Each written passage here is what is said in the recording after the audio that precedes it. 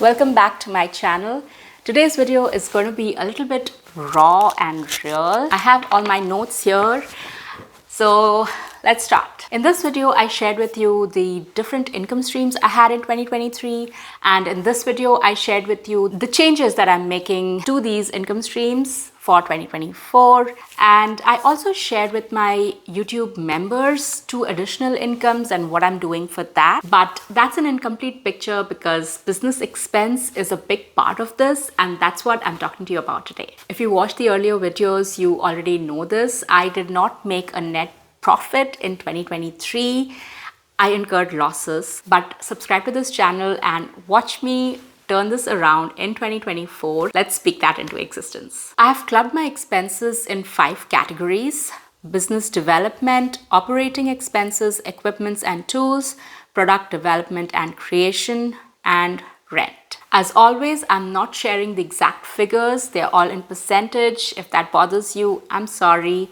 Also, I'm coming off of a cold, so my voice is all funky. I hope that's not too bothersome. Let's dive straight to the heart of it, the business development expenses.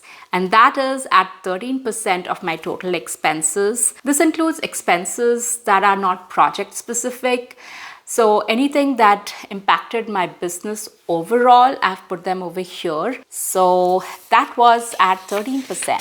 I don't see anything changing in this category. I believe I was prudent, and cutting cost here would negatively impact the business. Moving on to the operating expenses, that includes learning, social media, writing, website, all the crucial aspects of my business. And this was the biggest chunk at 43%.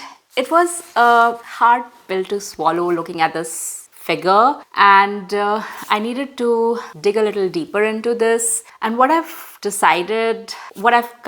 concluded at the end of all the digging in, I don't see this figure changing a lot in 2024, but I want to monitor it. I want to make sure that everything that I'm spending in the name of all these things are directly generating revenue. So what I've decided to do is every 90-day, when I'm doing my 90-day review, I've added an action item for myself to look at this figure and critically analyze it. And if there is anything I need to change, I can do that on a monthly basis. Now, the tangible side of my business, that's equipments and tools, and that was at 11%. This is one area that I am anticipating will increase in 2024. Looking at my income strategy for 2024 and my expenses in 2023, I have allocated more in my budget for this line item. So we'll see how this impacts my income. I'm hoping that these will be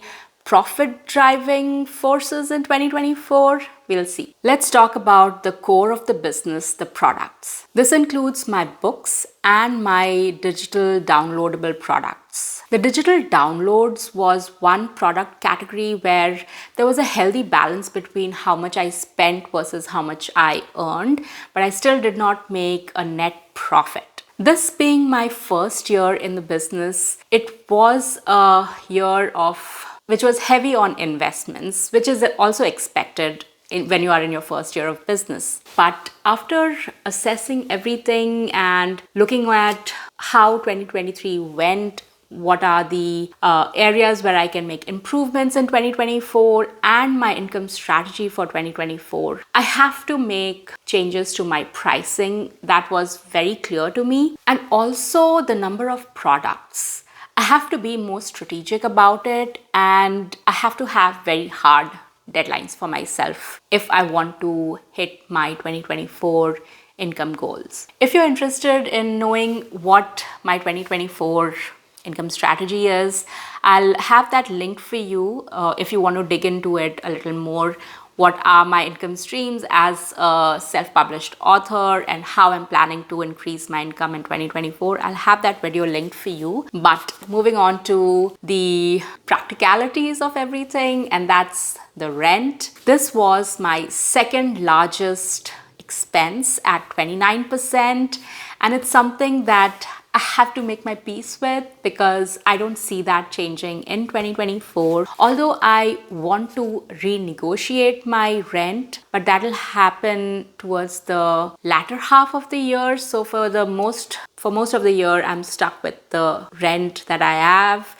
But that's just the cost of running a business. I need to have a business space for the legal reasons, and I have to just make sure that I make enough income to cover these expenses. It is what it is. I have to accept that setback. But here's the thing, every setback is a setup for comeback. And we all love an underdog story, don't we? I'm turning the page. I want to share with you exactly what I'm doing in each of these income streams and how I'm increasing my revenue. Will I be successful?